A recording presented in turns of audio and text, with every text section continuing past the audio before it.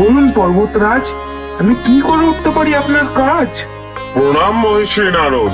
আগামীকাল জামাই ষষ্ঠী, তাই তো মহিশ্রী? সে তো মর্তবাসীর প্রথা। কেন আপনি আমাকে বলছেন এই কথা? মহর্ষি নারদ, যা ঘটেনি এ যাবৎ, আপনি একটি কাজ করুন এখন। মহাদেব আর পার্বতীকে গিয়ে জামাই ষষ্ঠীর করুন নিমন্ত্রণ। নারায়ণ নারায়ণ, এ তো খুব উত্তম প্রস্তাব।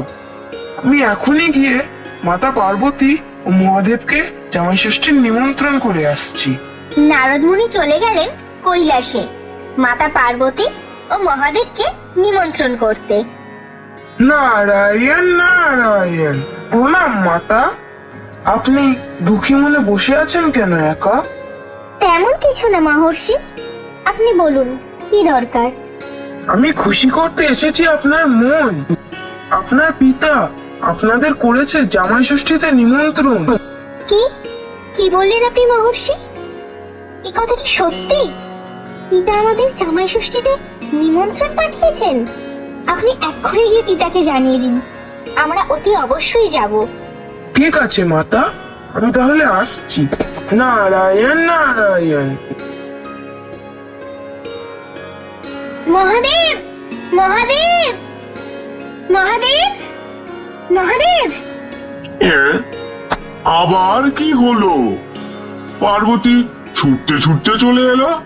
কি হয়েছে পার্বতী, বলো, দৌড়াচ্ছ কেন? মহাদেব, আপনার সাথে আমার একটা ইম্পর্টেন্ট কথা আছে। আপনার এই ধ্যান ধ্যান এখন একটু রাখুন তো। আবার ইম্পর্টেন্ট কথা? বলো বলো। কাল যে জামাই ষষ্ঠী, পিতা আমাদের নিমন্ত্রণ পাঠিয়েছে কালকে যাবার জন্য। যাবেন তো মহাদেব? জামাই ষষ্ঠী তো মর্তবাসীর কাম। কালকে যেতে গেলে কিনে নিয়ে যেতে হবে কাঁঠাল আম। ব্যাস, এই শুরু হলো আপনার কিপটমো। একটু কি টাকা খরচ করা যায় না? জামাই ষষ্ঠী বলে কথা, আর পিতা আমাদের কোথায় এই প্রথমবার নিমন্ত্রণ জানালেন, আর আপনি সেখানেও টাকার কথা ভাবছেন? তুমি তো জানোই আমি নিজেই ভিক্ষা করে খাই। কি জিনিস আমি শ্বশুর বাড়ি নিয়ে যাই? আমি ওসব কথা শুনতে চাই না। আপনি নন্দী ফিরিঙ্গিকে বলুন সেসব জোগাড় করতে। আমরা কাল যাবই, কথাটা যেন মনে থাকে মহাদেব। আমি চললাম, আমার রান্না বসিয়ে এসছি আমি। জামাই ষষ্ঠী। নন্দী ফিরিঙ্গি, এদিকে আয় রে বাবা। হ্যাঁ বাবা বলুন বাবা। ফিরিঙ্গিকে নিয়ে আমি খাচ্ছিলাম গাঁজা, দেখে নষ্ট করে দিলেন তো সব মজা।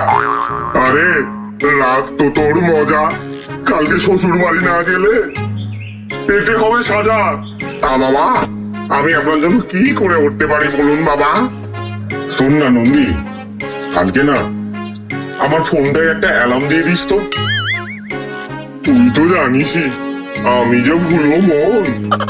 যদি ভুলে যাই শ্বশুর বাড়ি যেতে, তাহলে তুই জানিস কি আছে এই কপালেতে। জো আজ্ঞা বাবা। এদিকে মাতা পার্বতী সে সকাল থেকে সেজে বসে আছে, কিন্তু মহাদেবের আর পাত্তা নেই। কিন্তু তিনি গেলেন কোথায়? উফ, কত বেলা হয়ে গেল, এখনো ওনার আসার নামই নেই।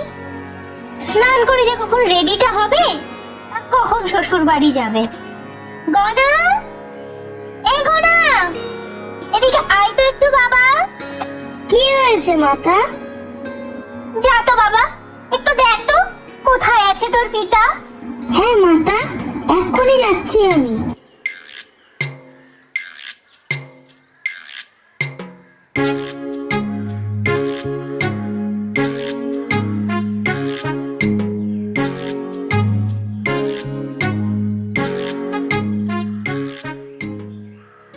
মাতা, ধ্যানে তো বসে নেই পিতা।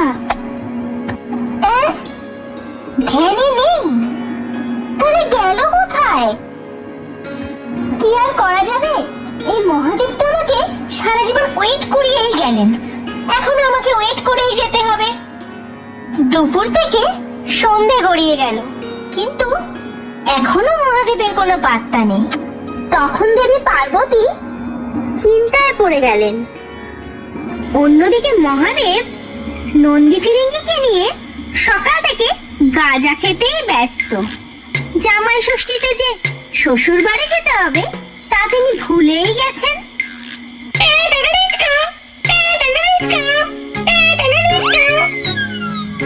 বাবা, বাবা, ফোনে অ্যালার্ম বেজে উঠেছে বাবা।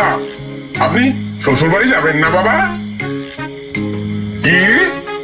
ফোনে অ্যালার্ম বেজে উঠেছে? এ কি করেছিস রে কাণ্ড নন্দী? তোকে যে বলেছিলাম 7টায় অ্যালার্ম দিবি। বাবা, আপনি তো আমায় 7টায় বলেছিলেন অ্যালার্ম দিতে, কিন্তু এম না পিএম সেটা তো বলে দেননি। ওরে মরকট, তুই আমার কি অবস্থা করলি! একটা কাজ যদি তোদের দ্বারা হয়, এবার আমি গিয়ে গিন্নির কাছে কি করে মুখ দেখাই? ওরে মরকট রে, আমাকে কে এখন বাঁচায়? তৎক্ষণাৎ মহাদেব গুটিসুটি মেরে ভয়ে ভয়ে বাড়িতে ফিরলেন। ওদিকে তো মাতা পার্বতী রেগে রণচণ্ডী মূর্তি ধারণ করে ফেলেছেন। শুরু হয়ে গেল কৈলাসে জোর কোন্দল। ঠিক সেই সময় কৈলাসে উপস্থিত হলেন পর্বতরাজ এবং তার স্ত্রী। পার্বতী, পার্বতী, কন্যা পার্বতী। কার আওয়াজ এটা? পিতার গলা মনে হচ্ছে। তাহলে কি পিতা এসেছেন? এ কি পিতা আপনারা? কি আর করবো বল মা, তোরা তো আর জামাই ষষ্ঠীতে গেলি না, তাই আমরাই চলে এলাম কৈলাসে জামাই ষষ্ঠী করতে। আর বলবেন না পিতা, এই স্বামীকে নিয়ে আমি কি যে করি। এত ভোলা মন আর সবসময় এমন ধ্যানে থাকে, কি আর বলি। জানি রে মা, জানি জামাই কত ব্যস্ত তা আমরা সবাই জানি। জামাইয়ের মাথার উপরেই তো এই সমস্ত সংসারের দায় দায়িত্ব। আমরা কিছু মনে করিনি মা, তাই তো আমরা সবকিছু নিয়ে চলে এসেছি কৈলাসে। জামাই ষষ্ঠীর অনুষ্ঠানটা এখানেই করব। চ চ মা, চ অনুষ্ঠানটা শুরুই করি। শ্বশুর মশাইয়ের এই কথা শুনে মহাদেব মনে মনে ভাবতে থাকেন, খুব বাঁচান বেঁচে গেলাম এ যাত্রায়, না হলে আজকে রাতে ঘুরে বেড়াতে হতো জঙ্গলের রাস্তায়। এইভাবেই প্রথমবার উদযাপন হলো কৈলাসে জামাই ষষ্ঠী।